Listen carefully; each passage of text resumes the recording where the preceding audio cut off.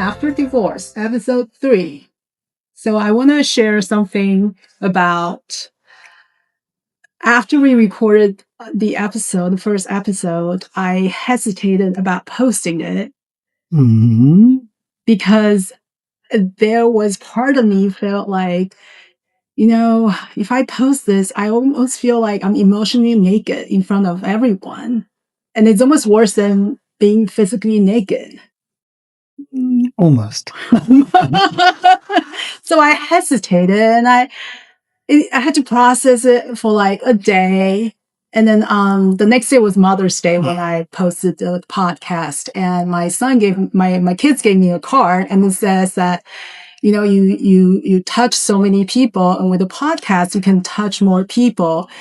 And I thought about it and I was like, well, even if I can just touch one person, let me just post it and just get over the fear. And I did. So, just want to share with you, Lee, that it was not like, like we recorded this. It's amazing. I didn't go home and just like post it. It took a little bit. So, I mean, anybody who does this has to, by their nature, feel confident in what they have to share, because you are putting yourself out there. We post these. Anybody could watch them. Anybody who knows us, people who've never met us, people who might want to know us, or people who would never want to know us as a result of watching this. So I think you hit it upon a very salient point there, that this does make us vulnerable. This does leave us open to praise as well as criticism. So, I think if we keep going with this and the responses are positive, then it will probably make us feel that we have made the right decision. But we have to do a few more of these before we can actually get to the point where we can say, yeah, this was a great idea. Or we can say, this is something we can show our kids 20 years from now. This is when we look good. So, yeah. But no, I think I've shared it with friends. I've got nothing but good feedback. Okay. That all my friends are just really very nice and won't say anything negative.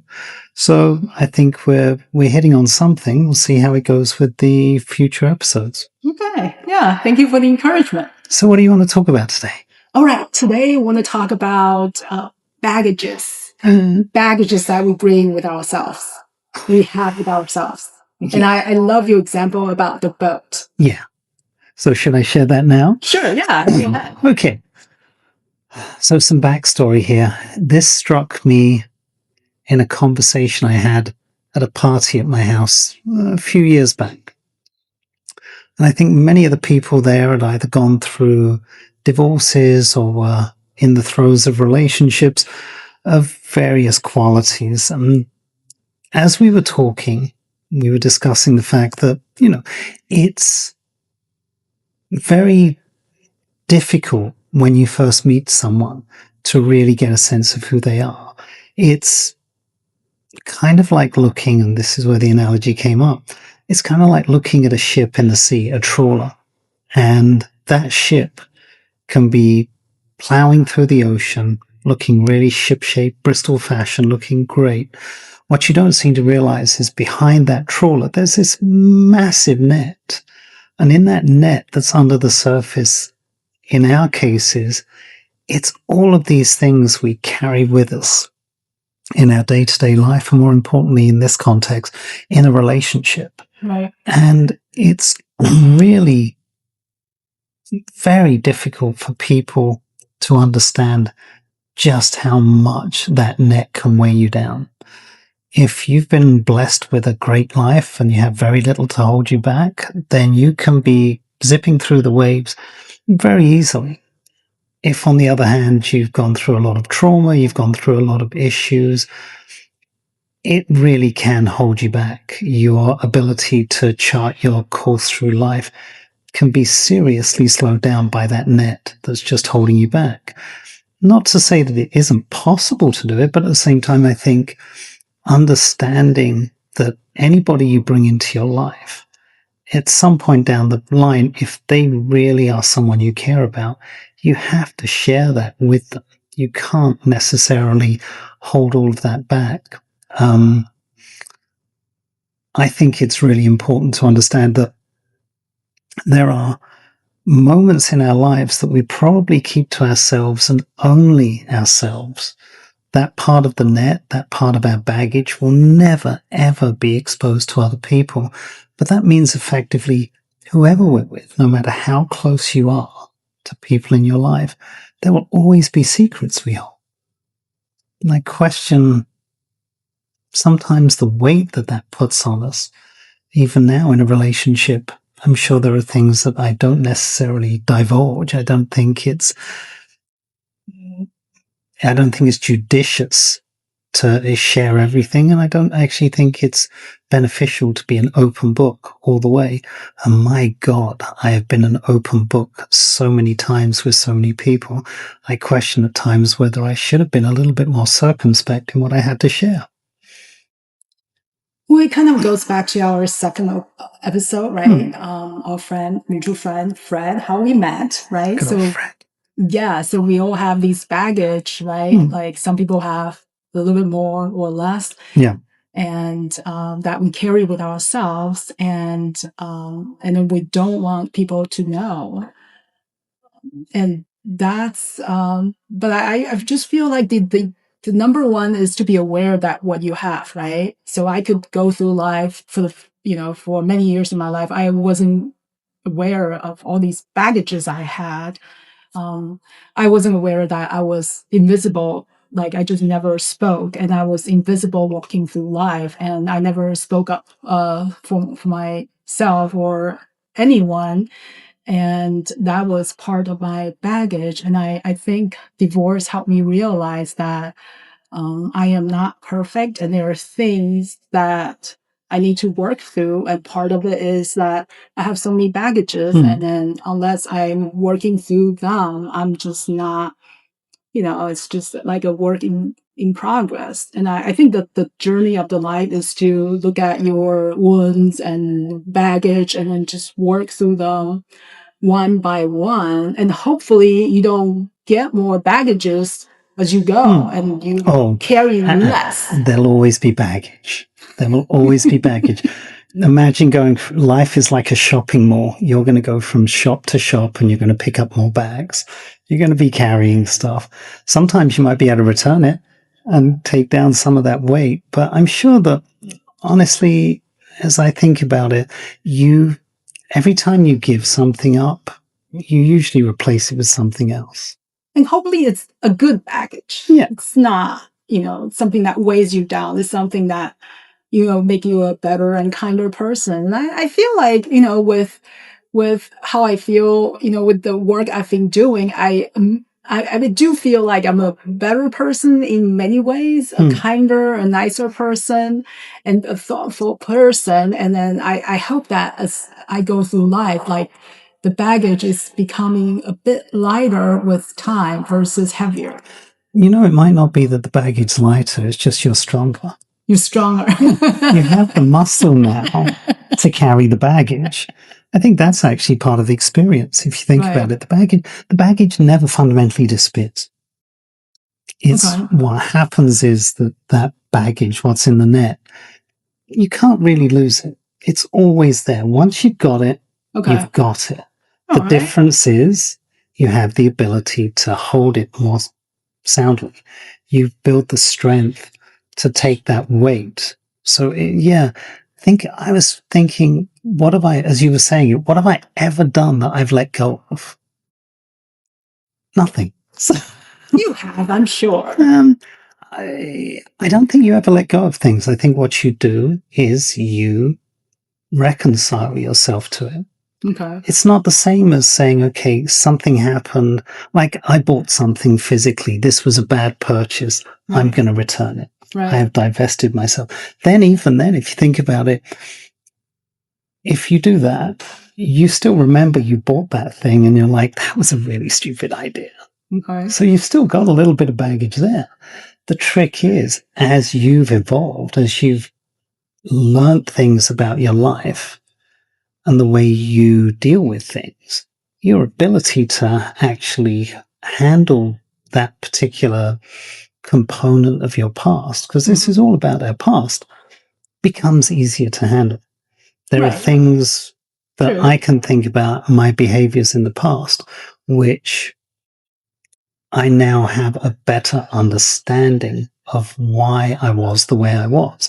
I'm not necessarily saying it was a good thing or a bad thing. I'm certainly not saying that because I understand the way I was, I have divested myself of that particular piece of baggage. The baggage has just become easier to live with. Well, I feel like in my case, like being okay with myself, like be okay with who I am, right? For example, like be okay that like I'm divorced and I'm, I'm not perfect. And that's just like something weighs on my shoulder. And then once I've let go, I just feel so much lighter. Like That's acceptance. acceptance, right? And then for example, the podcast posting, like I just hesitated. I was like, oh my gosh, like it's a little like I'm gonna be an open book to a lot of people. It's like, am I okay with it? And once I've learned that it's gonna be okay, and then it's like, okay, I have less baggage now, I think, than Sunday morning, Saturday night where I was like chewing on this, like, should I do it? Should I do it? I know I have to do it. Did you think there was anything you said last week that if you could go back and do it again, you'd change it? No. No? It was just the way it should be. No, Okay. It's not about the content. It's about me being emotionally naked. But you won't ever see me physically naked either. But it's just like kind of worse if you are emotionally naked than physically naked, for me at least. I don't know about you. I have no problem. Trust me, I've never had a problem with that. That's never been an issue. That gym 5 days a week, I try and make it count. Okay. No,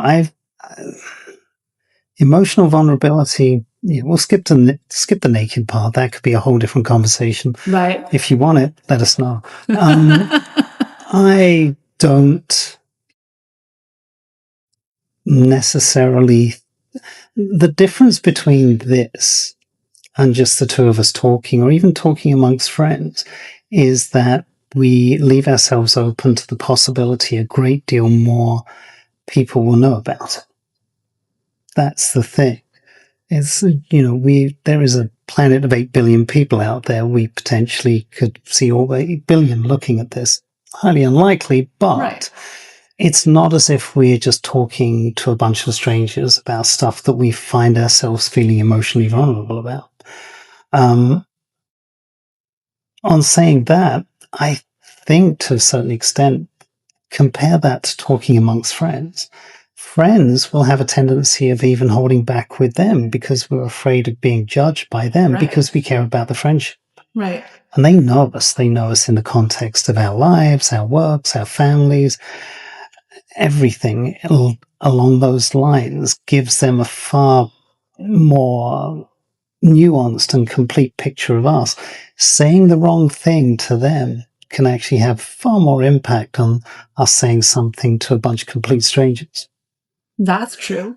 But the good thing is we got positive feedbacks, right? We did. Like, we did. Everyone is like, people like my glasses. Yeah. What can I say? I know. I was hoping they'd like the content of my contribution, but the glasses is a start. I'll take that. Yeah, people just like your look and they don't care about the content. Yeah, that's terrible.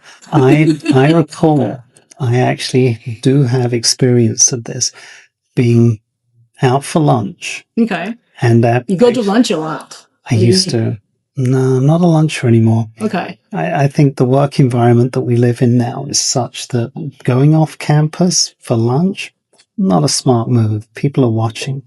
So you stay at your desk, you get stuff done, you do not leave campus. So I don't know if I agree with that, but... You don't? No. Well, you're just old school. You probably have a martini for lunch as well. Why not? Yeah, I've done that. Let's not get into it. I'm trying to think, where was I going with this? Yeah, the look. The glasses. The glasses, everything like that. Yeah, I was at lunch. I remember this was years ago when I first came to the States, and I was sitting there having lunch, and this woman said to me, "Say something." And I went, "What?" And she went, "Anything." And I was kind of amused, but also after the event, kind of felt a little devalued. It's like, you're really only into me because of the voice. It was like, that seems a little unfair. But then a friend of mine said, look, these people, they meet you, they hear you talk, but then they come back for more. It's not the voice, it's the content that makes the difference. So you keep that in mind as you watch the next episode. Right. Yeah. Now I am enjoying, the audience is enjoying your voice. Even though I feel a little croaky, it's the, got to admit, the pollen is getting to me today. I feel a little, but can't be helped. If I could, you can pay for surgery that will lower the octave level of your voice. Oh, okay, no. Gender transformation surgery. Oh, wow. It can take, what they do is they put a small silicone implant in your vocal cords. Okay. Because the thickness of your vocal cords determines the depth of your voice. All right. That's how you make female voices sound lower. Okay. By inflating or impacting the size of their vocal cords in order to actually make them sound deeper. Okay. I know that because when I've had colds and I've been to work and I've had terrible sore throats, I've walked in and started to talk and I sound like Darth Vader. And it's very freaky, but it sounds really good. I can't wait to hear it one day. Well, one day. We'll see it, but with an English accent. So, no, it's... You're right. But today it feels raspy for reasons. So anyway, we were talking about baggage. Yeah. No, I mean, do you find it... Well, I think we found this last week, even with the first podcast. You realize there's more you could say, but there's stuff you want to hold back on. You don't want to share everything. As much as it's just the two of us and whoever watches it after the event, there are still things we do not wish to share with others. We feel it would be very, very incautious of us, if that's such a word as incautious. It would be very, very brazen of us to share too much because we have people we care about. In many ways, the concept of shame, the concepts of guilt are as much around how you think society will judge you. It's got more to do with that. The baggage you carry is actually relative to the ocean you're in. There are behaviors that we carry with us for baggage, mindsets, experiences, which in different environments would mean nothing. In different time periods, different environments, we would be perfectly okay with some of the things we carry, but we feel some level of shame about or some level of guilt. Hence, we're very careful, very selective in what we share. Which means that ocean, where the sea, where that net is, actually does make a difference to what's going on in that net. Okay. Because if you think about it, we're not going to get into details, no sort of details here, folks. The things that we carry as baggage are actually relative to what we consider to be baggage based upon the experience of others. Everything is subjective. But everything is subjective, and our subjectivity is driven as much by what we think people are going to think about us if they see some of that baggage. But they might not care.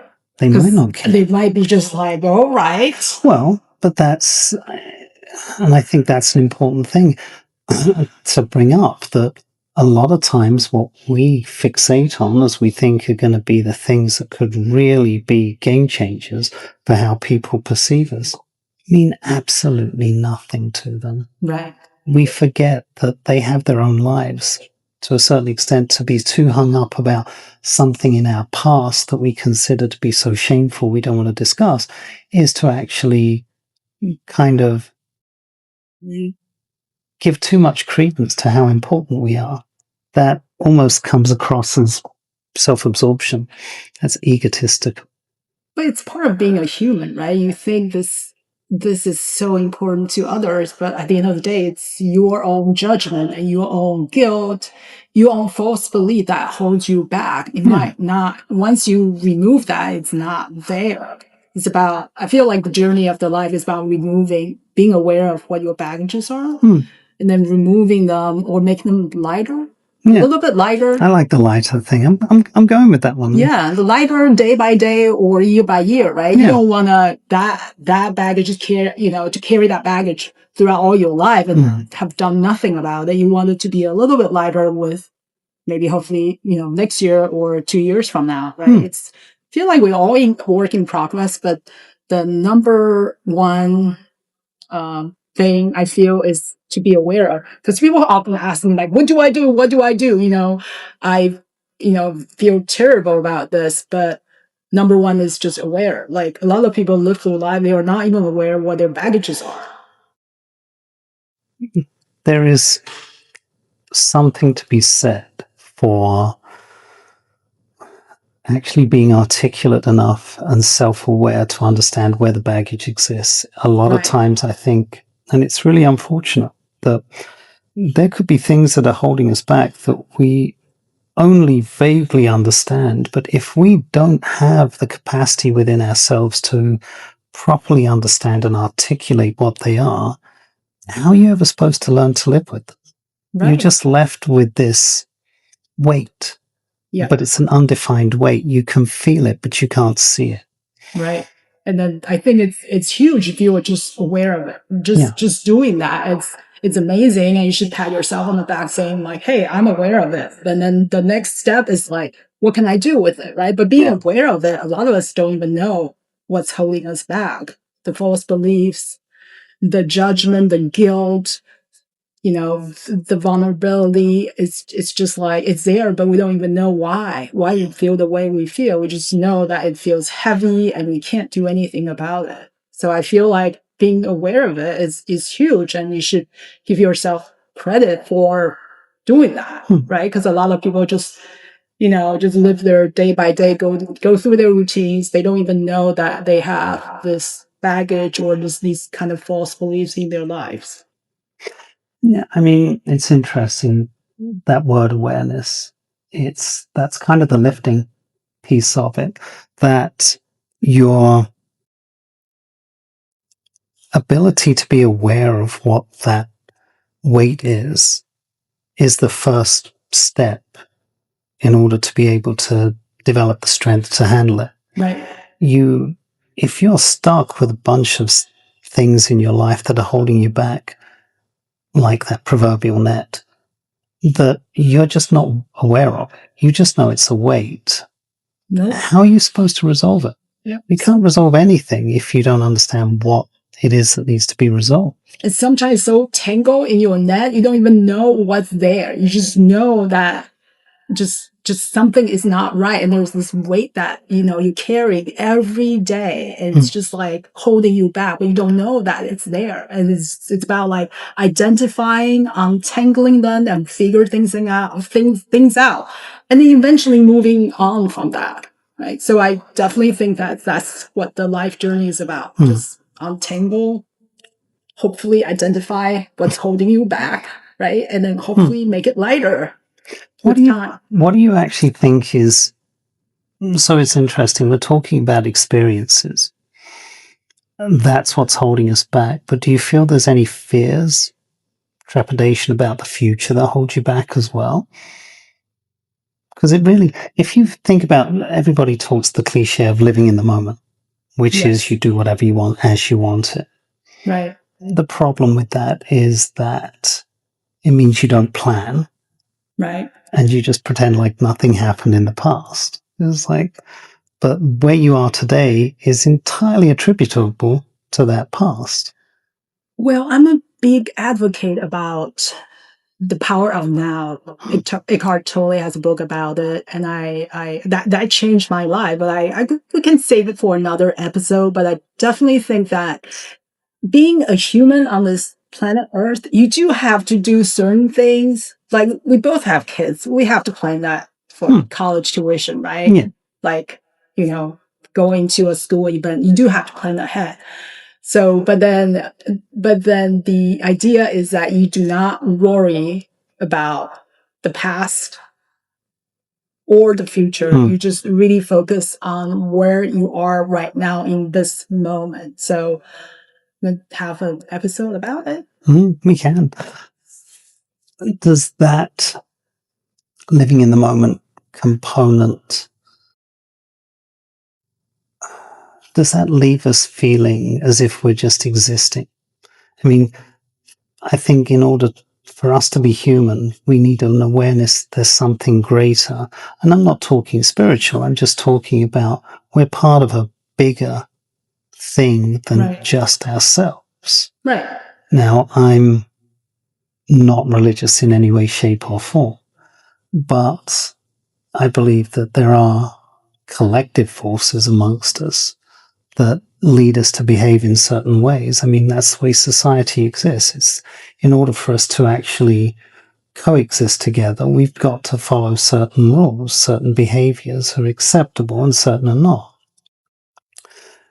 So that kind of creates a constraint around us, but it goes back to what I was saying about the baggage aspect of it, that some of what we consider to be baggage has nothing to do with whether we personally feel it's bad. We keep it to ourselves. We keep it under the surface because of the fear that we have of how other people will perceive us as a result of that baggage. We've done it. We can't undo the divorces. We can't undo any of the bad dating experiences we had. We can't undo any of the bad purchases we made at the mall. Right. Unless you did the return. Yeah. I mean, but as a man, we usually keep them. Just to let you know, men buy stuff. We really have a hard time returning it to the store. So what we do is we sit there, we keep it in the closet, we just look at it and regret our decision, but it helps focus our mind. But that baggage, that net, is full of what we believe is bad based upon other people's perceptions. What we think. We think what they will think. But that stops us from letting go of it. Because the alternative is you let go of it. Right. And what you're trying to do is if you share it with people, your hope is they're going to turn around and go, it's not a big deal. But the reason we don't do that is because there is always that possibility. We go, and they go, oh my God, you're bad. It's like, and we cannot deal with that level of criticism. Ultimately, we all want to be liked unless there's something in the DSM that, you can point to that says being liked isn't important to that individual. But I've never had experience where people are like, oh my gosh, this is terrible. What happened to you? We can't be friends anymore. I mean, people are usually like, okay, sorry to hear that. Let's move on. That goes back to what I said. That goes back to what I said last week. You have to be selective with your friends. Totally, You've got to be, you pick the right friends, people who will not judge you, people who will not care about it. And it's really interesting because sometimes what happens is that you yourself could be guilty of something which, if somebody else had done it, would be deemed to be unacceptable. And yet because you did it, I can explain it. It's okay. It's fine. We can get away with that. We'll overlook it. Because at the end of the day, the context is innately personal. They already have a relationship with you. They already have a kinship, a bond. And as a result, the things that we objectively would find reprehensible or distasteful in others is suddenly acceptable because there's a concept of relativism in play there that says, I understand, but it's you. So whatever. Yeah, you're amongst friends. It's fine. Yeah. Now I'm trying to think as we're talking, has it ever happened where I have divulged something and as a result, it's cost me a friendship? I'm really going to have to come back on that one. I can't remember in my case, like people are usually really supportive and they're like, well, sorry. It's not like we robbed a bank. Right. It's not. It's okay. I hope you're okay. Yeah. So, I do wonder about that. But that says a lot about the people we know, the society we live in. We could go somewhere else in the country, somewhere else in the world, and the behaviors that we find friends are willing to accept on us and on their other friends, perfectly okay here. But you go to a different part of the world, different culture, different religion, you're not going to get the same response. Never This know. is true, but I'm not I've lived in different countries, and So people are usually pretty supportive. How many countries have you lived in? 3. Yeah. Yeah. USA, Taiwan, and Austria. and Austria. How long were you in Austria for? Around 8 years. Oh, yeah, you did say that. Yeah. So, what did you find the culture in Austria to be like?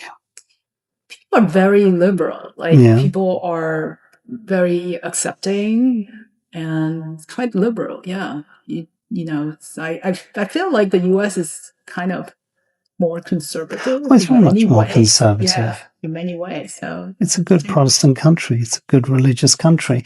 Yeah, by its very nature, it's a far more, I think, a staid country, more respectable.